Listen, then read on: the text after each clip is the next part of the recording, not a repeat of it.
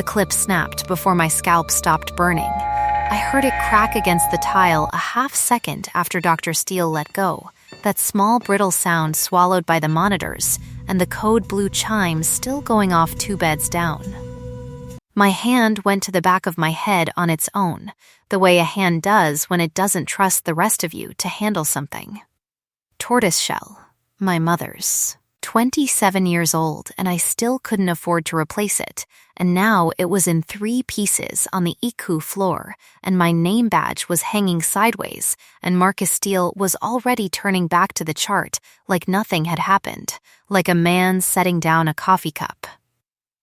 "Fix your face, Nurse Ashby," he said, not looking at me. "And fix the chart. 10 milligrams. Not 15. It wasn't 10. I had drawn it myself, checked it against the order twice, because Mrs. Alvarez was 86 and thin as paper, and anticoagulants did not forgive rounding errors. I had said so quietly, the way I always said things, and he had reached out and taken a fistful of my hair, like I was a drawer he needed open. Omegas don't get to be right in front of an audience. I had learned that at 19, and I had learned it again every year since, and I was learning it now with my scalp still stinging and 6 residents suddenly very interested in their shoes. Nobody moved. Priya, 3 feet away, had gone white and furious and still didn't move, because Steele signed her evaluations too. I knelt and gathered the pieces of the clip into my palm instead of arguing. That was the invisible thing about me that nobody at Meridian General had ever bothered to notice. Not the bruised pride, not the debt that ate half my paycheck for Milo's dialysis, but the part of me that had spent 9 years teaching myself to read a body better than the doctors who were paid 4 times what I was. I had caught the Alvarez overdose before Steele had. I had caught 3 other things that quarter that had gone in his win column. Nobody wrote that down anywhere. Nobody was supposed to. Across the corridor, past the nurse's station, there was a glass-walled office that had sat dark and unused for 6 months, ever since the last floor director quit. The blinds were up tonight. I hadn't clocked that until I stood. Until the sting in my scalp made me lift my chin instead of keep it down, and I saw her. A woman in gray, standing very still on the other side of the glass, watching. She wasn't hospital staff. I would have known her face from a badge photo, from a rumor, from the particular way this building held its breath around certain names, and I knew none of them fit. She had the kind of stillness that isn't calm so much as leashed, hands loose at her sides, eyes on Steele's retreating back like she was filing something away for later use. Even through glass and 30 feet of recycled hospital air, I caught it, cold and green, flint struck once, and rain coming down through dark pine. It didn't belong in this building any more than the tailored gray suit did. She had watched the whole thing. She hadn't looked away once. I told myself it didn't matter. Visitors watched things in hospitals all the time. Grief made people stare at strangers' catastrophes to keep from thinking about their own. I put the broken clip in my scrub pocket, retaped my badge, and went back to Mrs. Alvarez, whose pressure had started to slide the way pressures do right before they stop being a warning and start being an emergency. "Talk to me," Priya said, low, falling in beside me at the med cart. "Not now." "Ren," he put his hand in your hair in front of 6 residents. "I noticed," I said, and the joke landed flat because neither of us laughed. Priya didn't push. She knew about Milo, knew what it cost to lose this job on principle, knew that some fights you didn't get to have out loud even when you'd already lost the quiet version twice. Mrs. Alvarez's monitor screamed at 2:14 in the morning. I was the one who called it, bradycardia cascading into a rhythm I recognized a half beat before the machine did. Because I had spent 4 years reading my own brother's crashing labs at 2 in the morning in a house with no other adult in it, and some kinds of fear teach you to read faster than any textbook does. I called the code. I pushed the reversal agent I had drawn up an hour earlier, the one Steele had told me not to bother with. I was right. I am always quietly right, and it has never once been enough. She stabilized at 219. I stood in the aftermath, with my hands shaking the way they always did once the crisis stopped needing them steady, and when I looked up, the glass office was empty. The door beside it wasn't. She had come out into the corridor at some point in the last 5 minutes, and she was standing closer than the glass had let her seem, close enough that I could see her eyes were the color of water over slate, close enough that the scent hit harder now, flint and cold rain and dark pine, unhurried the way nothing about this floor ever was. She looked at the code cart, at Mrs. Alvarez's steadying rhythm, at me. "You called that before the monitor did," she said. It wasn't a question. Her voice was low and even, the kind of voice used to being obeyed without ever needing to raise itself. "I've had practice. I know." Something moved behind her eyes, filed and set aside. "I watched Dr. Steele put his hand in your hair 40 minutes ago, and I watched you save a woman's life anyway. I'd like to know your name." "Wren Ashby." I didn't ask hers. Some part of me already suspected I wasn't supposed to have to. "Get your coat, Nurse Ashby," she said. "You're not finishing this shift under that man." Her name reached me before she gave it, the way names like that always traveled, down the hallway in a hush from the unit clerk, out to the parking structure in a text from Priya, who'd looked her up in 90 seconds flat. Kestrel Vane, the Alpha Queen. The board called her behind closed doors, though never to her face, because Vane Health Holdings owned Meridian General and 11 other hospitals, and the woman who owned Vane Health Holdings had a habit of arriving unannounced and leaving departments restructured in her wake. She hadn't told me any of that. She'd told me to get my coat. I sat in the passenger seat of a car that cost more than my mother's whole house had, and I did not know what to do with my hands, so I held the 3 broken pieces of the clip in my lap like they were something that still worked. "Dr. Steele will not touch you again," she said, eyes on the road, voice flat as a verdict. "I've suspended his admitting privileges pending review. He doesn't know it yet. He'll find out at 7. You can't just—" I stopped, because clearly she could, and had. "I own the building he humiliated you in." A muscle moved in her jaw. "That makes it my business." "It made it my business first," I said, sharper than I meant to, and she glanced over, and something in her face shifted. Not offense, interest. "Yes," she said. It did. We didn't speak again until the elevator. 30 floors of glass and dark and money. My reflection in the mirrored wall trying very hard to look like it belonged there. It didn't. Neither did I. Not in scrubs with a cracked hair clip and $140 in my checking account, and a brother on a transplant list that never seemed to move. "Why did you stop and watch?" I asked her reflection instead of her face, instead of walking in. "Because I wanted to see what you'd do." The doors opened onto a corridor, quiet as a held breath. Most people, when someone with power humiliates them in front of witnesses, perform their pain for the room. You didn't perform anything. You went back to work and saved a life instead. That's not brave. That's just what happens when you can't afford brave. She looked at me then, fully, for the first time since the glass. "I've been buying failing hospitals for 6 years, Nurse Ashby. I have met a great many people who could afford brave and did nothing with it. I don't think I've met anyone who did what you did tonight for free." I didn't know what to say to that, so I said nothing, and the silence between us smelled like clover and warm linen on my end, and cold rain on hers, and neither of us moved to end it. By the time she brought Mrs. Alvarez's case files up on a tablet at her private office desk. The sky outside the glass had gone the particular gray-blue of 4 in the morning, the hour when a hospital is at its most honest. She asked me to walk her through what I'd caught and when. I did, precisely, dates and doses, and the 15 minutes nobody else had thought worth documenting. And she listened with her whole body still. The way people listen when they intend to use every word later. "I'd like you on my internal review," she said when I finished.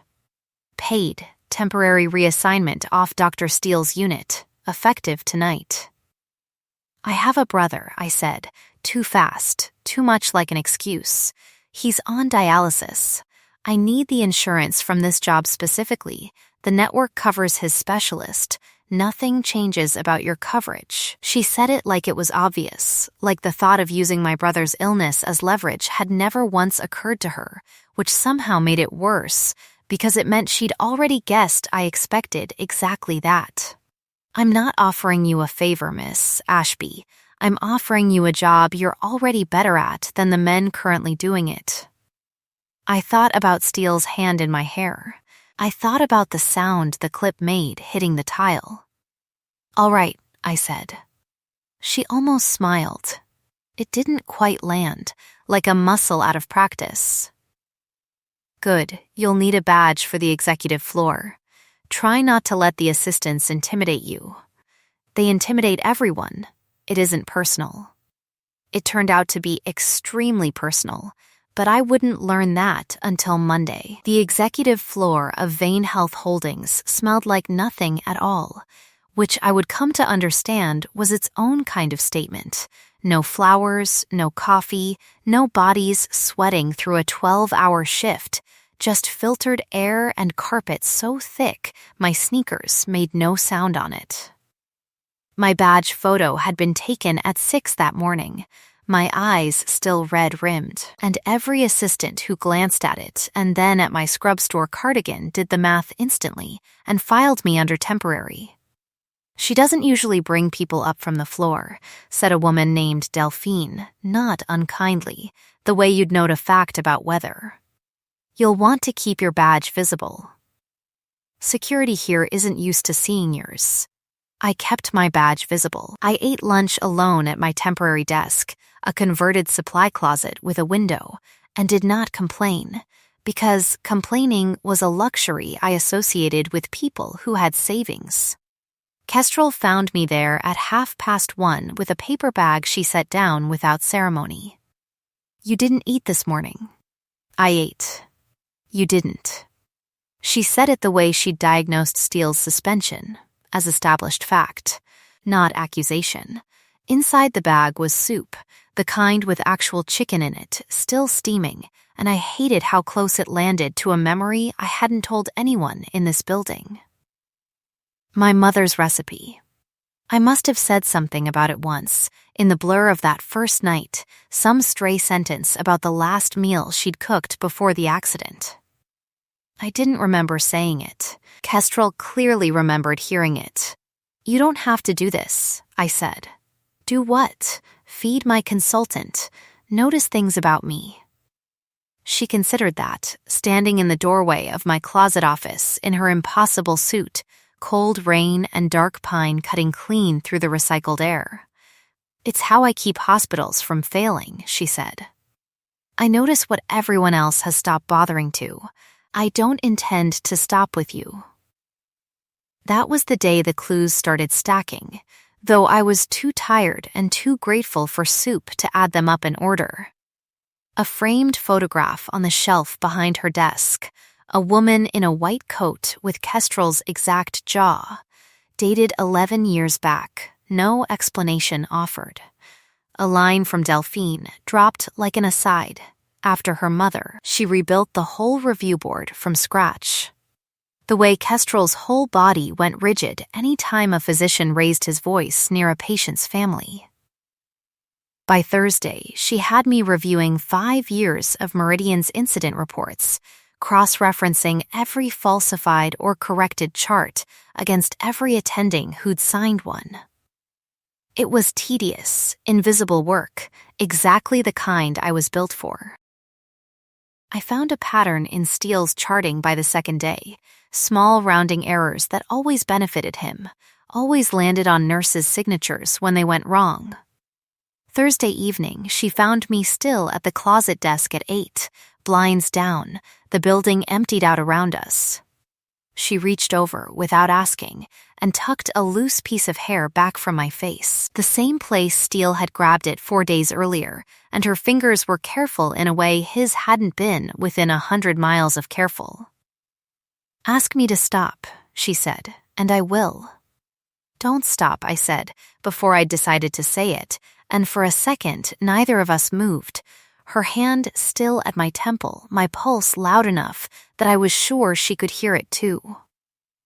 She stepped back first, discipline, not disinterest. I could smell the difference, cold rain gone warm at the edges before it cooled again on purpose. "There's a board session Monday," she said instead, voice level again. "I need you in the room. Steele's lawyer is going to argue the discrepancies are nursing error. I need someone who can argue otherwise in real time. I've never been in a room like that. Neither had I, the first time. You'll be fine." She paused at the door. "You should know, I don't ask people to walk into rooms like that for me unless I intend to walk in beside them." I didn't understand yet what she meant by intend. I would, by Monday, understand it far too well.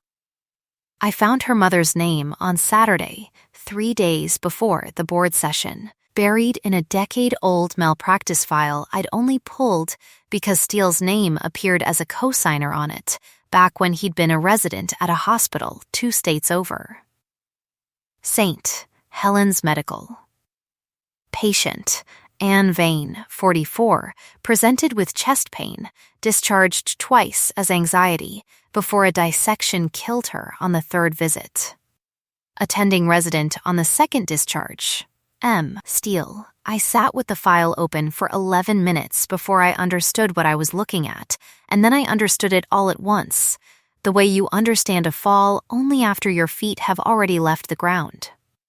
I brought it to her office instead of sending it. Some things shouldn't arrive as an attachment.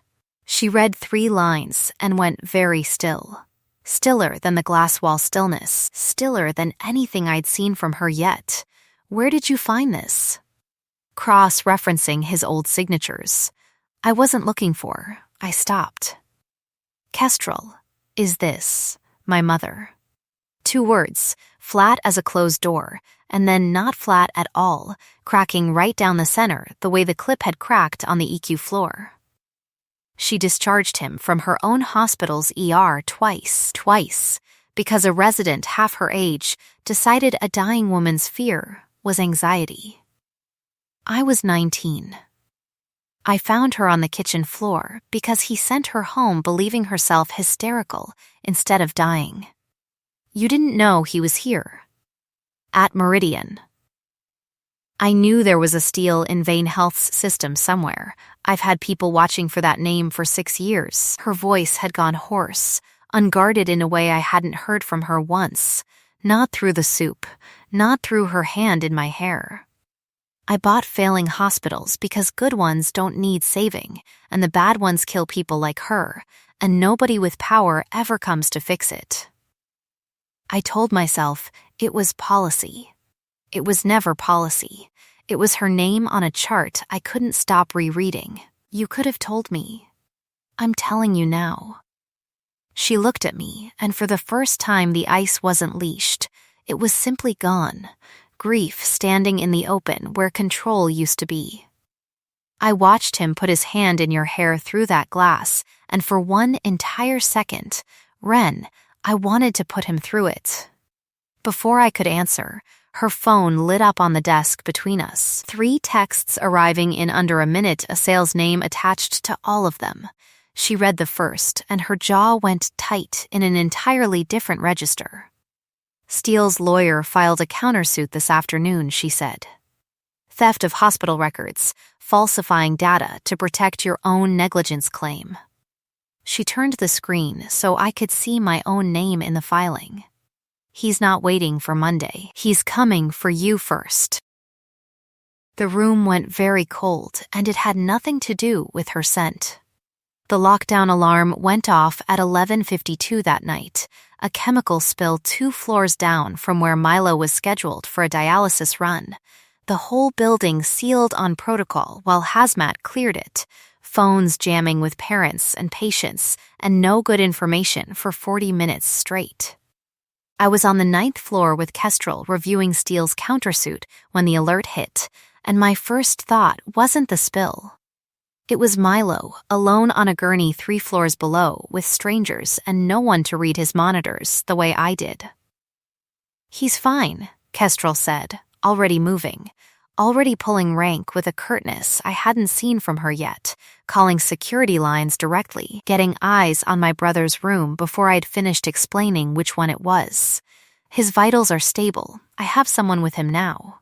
She turned to me in the stairwell, sealed doors on either end, sirens muffled through concrete. "You're shaking. I'm always the one who watches him crash. I'm not built for being the one who can't get to the room. You don't have to be built for it tonight." She said it low, and something in her voice cracked open the same way it had over her mother's file, and this time she reached for me without asking permission first, and I let her. Because some fears don't leave room for consent scripts, only for hands that catch you before you know you're falling. We were sealed in that stairwell for over an hour. She told me about her father, about the 6 years of silence between them since her mother died, about building an empire out of a grief that never once felt like enough. I told her about finding my parents' accident on the 10 o'clock news before anyone called to tell me officially, about raising Milo at 19 on a nursing assistant's paycheck, about the clip in my pocket and what my mother's hands had looked like, fixing it into my hair every morning before school. "Ask me to stop," she said again, quieter this time, her forehead against mine in the stairwell dark, "and I will." "I'm not asking you to stop." My voice barely made it out. "I'm asking you to stay." The lockdown lifted at 1:14 in the morning. Neither of us had kissed the other yet. Both of us already knew we would. We didn't, not that night. We went to Milo instead, and she stood in the doorway of his hospital room while I checked his lines with my own hands, steady now that the crisis had a shape I recognized, and I watched her watch the two of us with an expression I didn't have a name for yet. It was 3 nights later, in her apartment above the executive floor, that the rest of it finally came out slow instead of in a stairwell under alarm lights. She cooked, badly, competently disastrous, burning the first batch of the soup she'd clearly been practicing since Thursday, and I laughed for the first time in what felt like a year, and she looked so startled by the sound that I laughed harder. "You're terrible at this," I told her. "I built a 12-hospital network from nothing," she said, mock offended, holding up a spoon like evidence. "I refuse to be bad at soup." "You're bad at soup." "I am bad at soup," she agreed, and something in her face went soft in a way the boardrooms never saw, and that was when she told me the rest of it, her mother's last words to her, the 6 years of silence with her father that she didn't know how to end, the exact hour she'd decided coldness was cheaper than grieving in public. I told her about the year Milo's kidneys failed the first time, about signing consent forms alone at 20 with a pen that wouldn't stop shaking. "I don't tell people this," she said. "I don't either." "Then we're even," she said, and reached for me the way she had in the stairwell, except this time there was no alarm, no lockdown, nothing forcing the moment but the two of us choosing it. "Tell me to stop." "Don't," I said, and didn't again, and this time we didn't stop. We surfaced near dawn to her phone buzzing itself off the nightstand, Osai's name lighting the screen 4 times in a row, and the warmth in the room went cold before either of us answered it, Steele's countersuit had grown teeth by morning. Somehow, and it took less than a day to trace it back to a leaked file from his own legal team, my full medical history had reached 3 local outlets by breakfast, framed exactly the way you'd expect. Unstable Omega nurse falsifies records to cover incompetence, discredited by hospital's own physician. My designation. My brother's condition. Even the psychiatric evaluation from the year my parents died. All of it public before I'd finished my coffee. Security walked me off the ICU floor at 9 that morning, in front of every nurse I'd worked beside for 6 years. My badge confiscated at the desk, Priya's face white with fury she still wasn't allowed to act on. Delphine wouldn't meet my eyes in the lobby. I passed the glass office on my way out, empty now, blinds drawn, and I understood with a cold certainty that Kestrel hadn't stopped it because the board was watching her too closely to move, that whatever she was to me in a dark apartment, in daylight, she was still accountable to a room full of men who'd back Steele's story if it meant keeping their own charts unexamined. I called her twice. She didn't pick up until the 3rd time. "I need you to trust that I'm working this," she said, voice tight.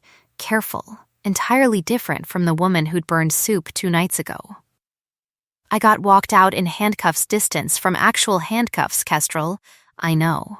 You didn't stop it. If I stop it publicly right now, today, it looks like I'm protecting you, because She didn't finish the sentence. It hands Steele's lawyers exactly the narrative they want. I need 3 days. I don't have 3 days.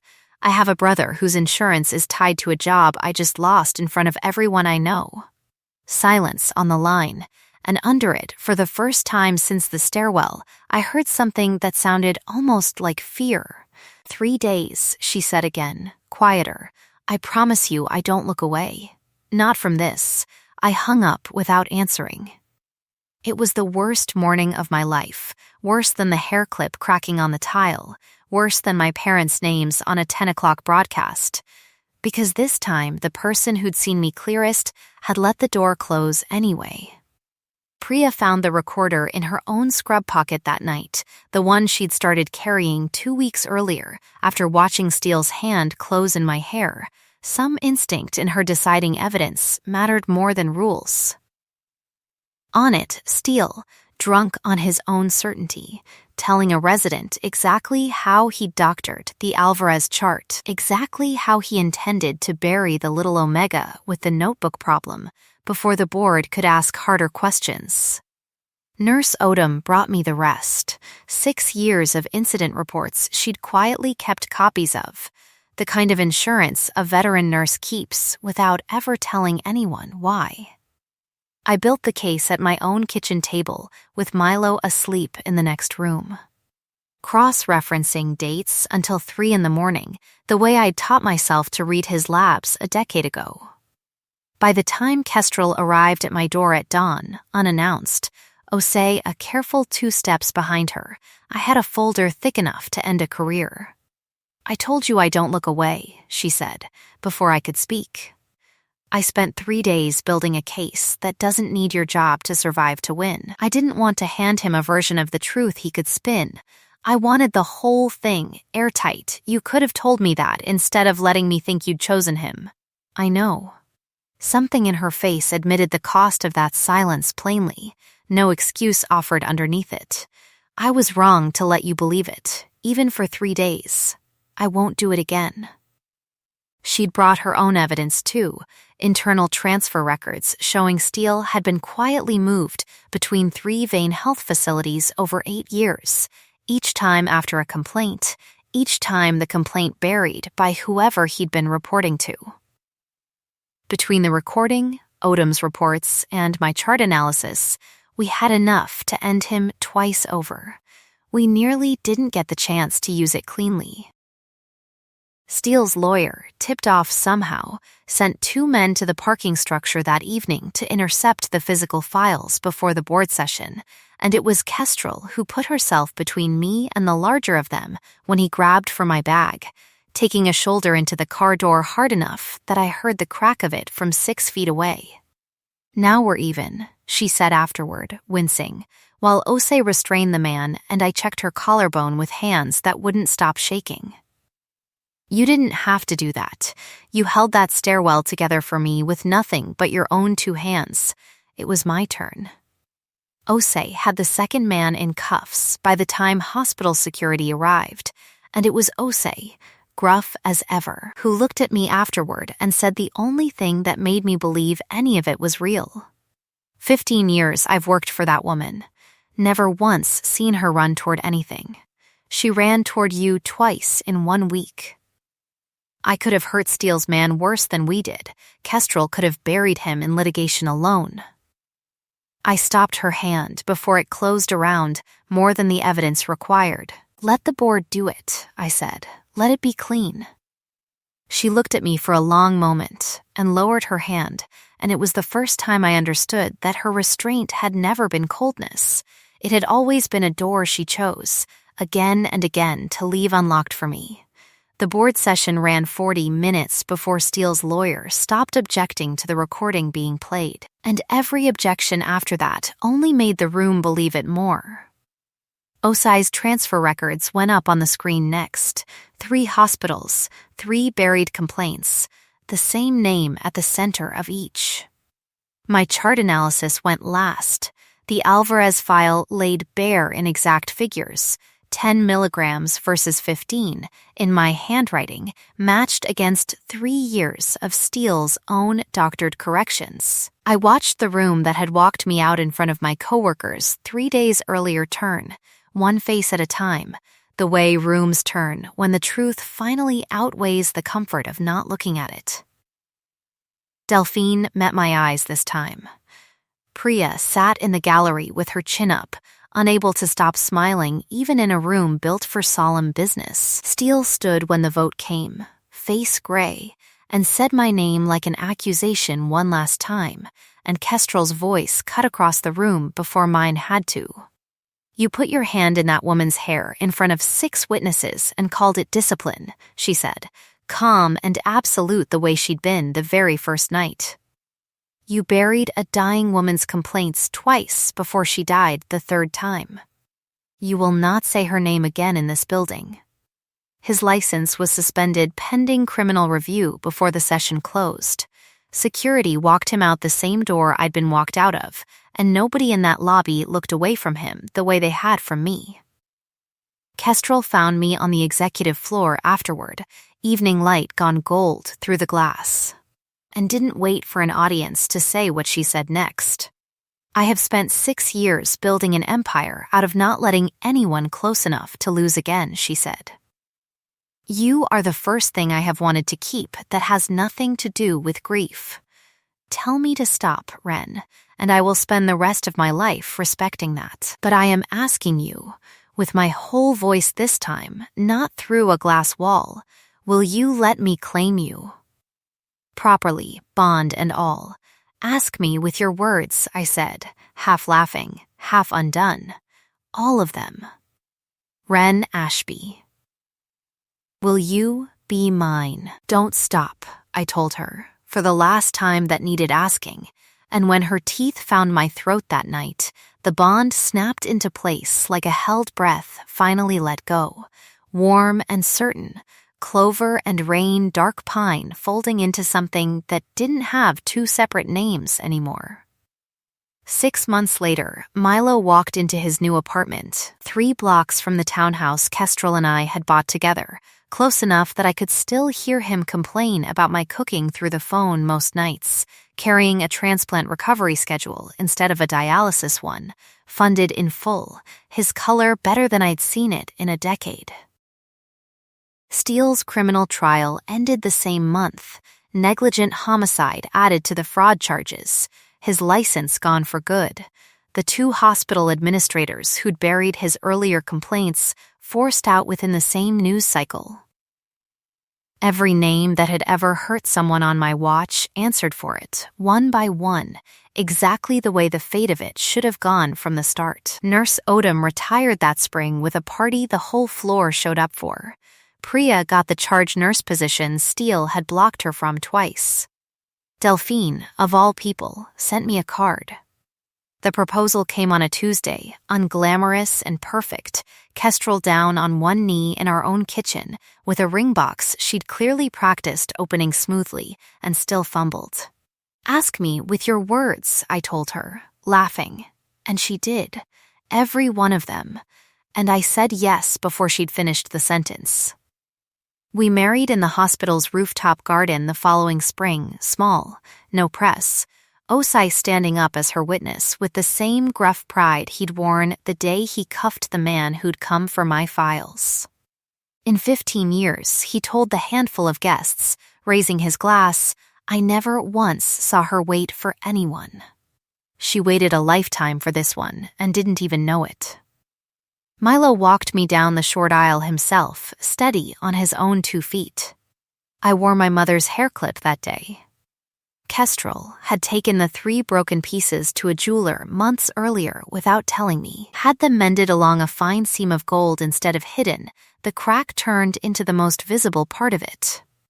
Some things are stronger for having been broken and kept anyway, she said, fastening it into my hair herself, careful in the exact place another hand had once closed in cruelty. I intend to keep proving that to you every morning, if you'll let me.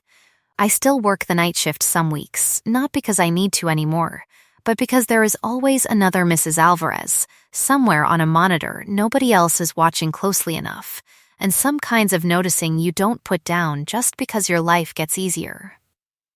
Kestrel still runs an empire built out of grief turned useful. Most mornings now, though, I wake to find her already watching me the way she once watched through glass, except there's no distance left between us to close. It was never beauty that made her stop and look. It was the girl who kept noticing what everyone else had trained themselves to miss and refused, even bleeding, to become invisible on command. Being unseen had never been the truth of me. It had only ever been what the room decided not to look at, until someone finally did, and did not look away again. The end.